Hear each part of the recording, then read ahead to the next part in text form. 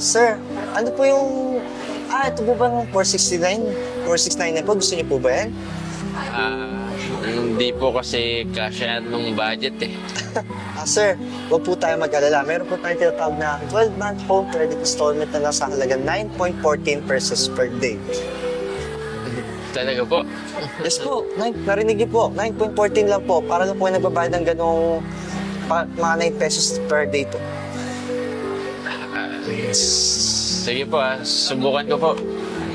Maraming salamat kaya. Sige, sure. No worries po. Tay, pwede po bang magtanong? Oo naman anak, may kailangan ka ba? Opo tay kailangan na po kasi namin ng cellphone sa online classes namin eh. Mahirapan po ako kapag wala ako nito. Sige anak. Pero ano mo naman yung kalagayan natin ngayon, di ba? Pero sige, subukan nating humanap ng paraan para masunod natin yung pangangailangan mo. Malita ko dito sa Cellboy. Pero silang mga sale na cellphone dito. Oh. Talaga po tay? Oo yata. Sige po. Sige. Pag nagkaroon tayo ng extra pera, subukan po natin ha? Subukan natin. Pero sige tay. Siya muna ako anak. Sige po, sige po. Tatay, ha? Apo.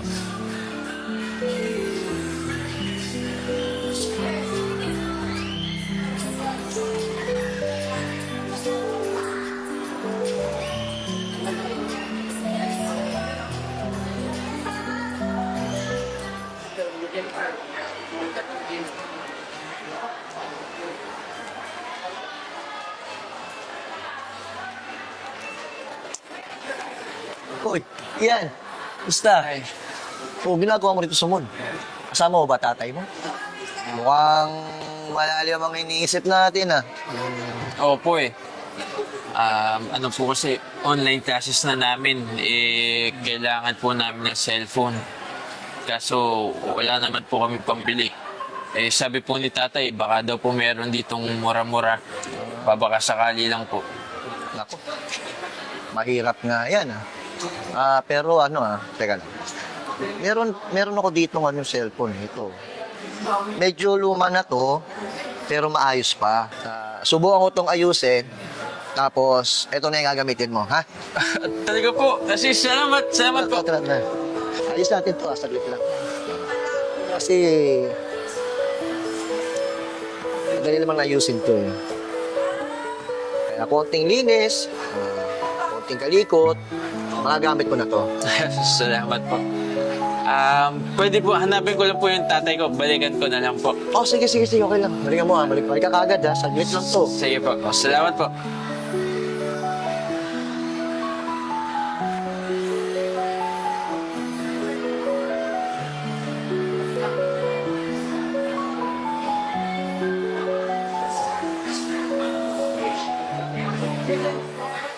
Sir, ano po yung... ito po ba ng 469? 469 na po, gusto niyo po ba yan? Hindi po kasi kasya nung budget eh. Sir, huwag po tayo mag-alala. Meron po tayong tinatawag na 12-month home credit installment na nasa halagang 9.14 pesos per day. Talaga po. Yes po, narinig niyo po, 9.14 lang po. Para lang po yung nagbabayad ng ganong mga 9 pesos per day po. Sige po subukan ko po. Maraming salamat kaya. Sige, sure. No worries po.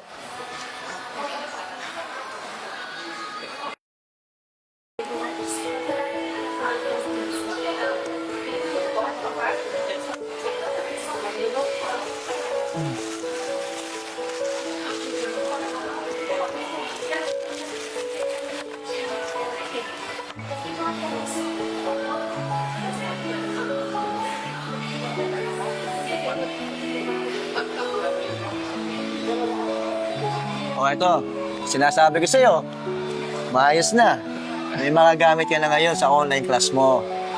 Naku, maraming salamat po, Mang Chad. Pinapangako po sa inyo, gagamitin ko po ito ng maayos. Baka sa susunod, kapag napag-ipon ka na, ng pambili ng bago. Dito ka lang sa Cellboy bumili. Oo, makaka-budget ka pa. Salamat po, Mang Chad. Salamat po. Thank you po. Sige, ingat ka. Una na po ako ha. Sige. Sige po.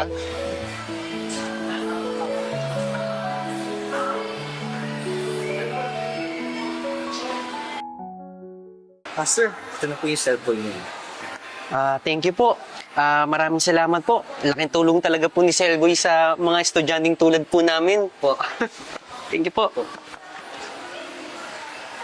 Boss, tatanda mo ba? Grabe yun, no? Kita mo yun? Parang ikaw na ikaw lang. Kung estudyante ka pa.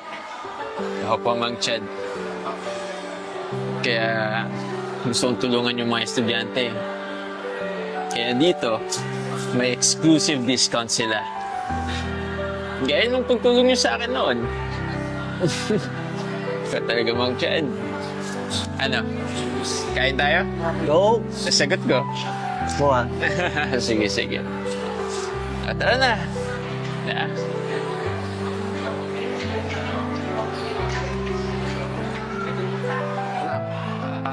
Kuya Chad, umaka na lang doon sa, alam mo na, kainan natin. Sige. Tay. Para po sa inyo. Maraming salamat, anak. Thank you, and I'm very proud of you. Salamat, tay. Thank you, anak. Ano? Kain tayo. Doon. Sige. Okay. Merry Christmas po at maraming salamat po sa tagapanood po ng T-Bone Production. Ngayon araw po may natutunan na naman po tayo sa episode na to na dapat po kung may bibiliin po tayo ng mga produkto or gamit, sisiguraduhin po natin, bibilihan po natin ng mga tindahan or store is yung tumutulong din po sa iba. Dahil po sa ganitong pamamaraan po is hitting two birds at one stone po. Isipin nyo po, nakatulong na po kayo doon sa tindahan, etong tindahan naman po, tumutulong po sa iba. Siyempre, ang sabi ko nga parate, ang pananaw po natin, mas marami pong tutulong, mas marami pong matutulungan ng mga kapwa at Pilipino po natin. So, yun lang po at Merry Christmas po sa inyong lahat.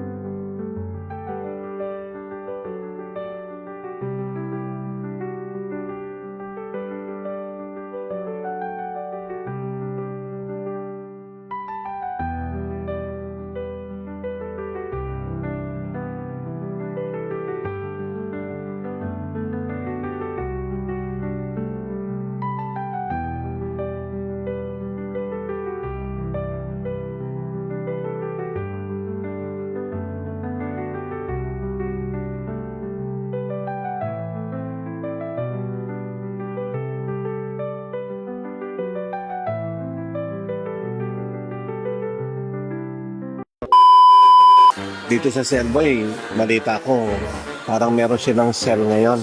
Sale ngayon. Sorry, mali. Sale. Sale. Oh, iyan. Ang ginagawa mo sa mall. Kasama mo ba tatay mo? Mukhang malalim ang iniisip natin, ah. Ito ba? Okay. Ito ba? Okay, ready? 3, 2, 1, action! Sige, isa natin ito. Sige po. Ayos. Hindi po kayo. Kasi ayos. Hindi. Alam mo, prepaid eh. Sorry. Sorry, ano ulit?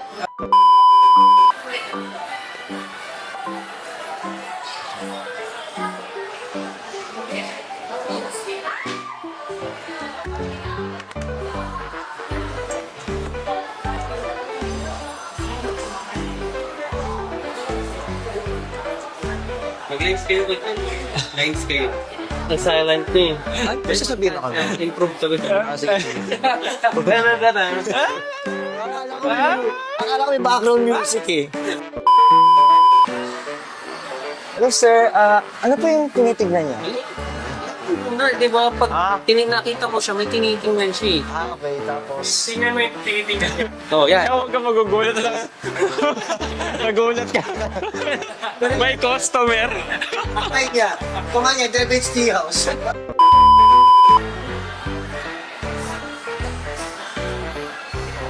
Sir, ano po ba yung tinitignan niyo dyan? Yung itong for $6.99?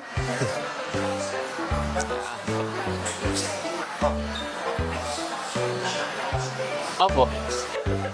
Hinintay ko sa yung sasabihin ng mamahalan siya. Hindi mo pa ako inaalok eh. Paano ko sasabihin na na mahal? Gusto niyo po ba? Tinanong ko kasi ako kung ano ba dito yung Gusto niyo po ba i-avail yung okay music? Wala muna ako. Diyan ang gagawin mo parang may ginagawa ka, tapos biglang napatingin ka sa dalawang to. Okay. Tapos kakalabitin mo siya. Tapos, ganyan silang dalawa. Parang ikaw lang dati yung sinisipon ka pa. Okay, Jig. Russell. Hindi ba bibigay sa akin yan? Sir, ito na po yung ano niyo. Seller sa official policy. Hintay ko rin yung cue ko eh. Okay, ready? Sige. Okay. Yeah.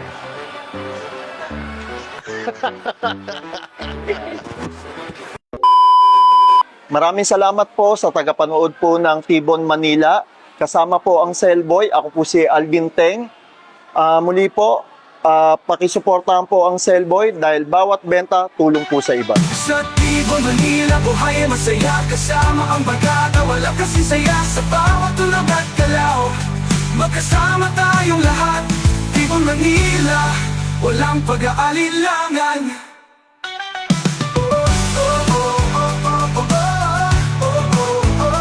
Tibon, Manila, walang pag-aalilangan. Sa ilalim ng mga bituin, tayo'y magkasama.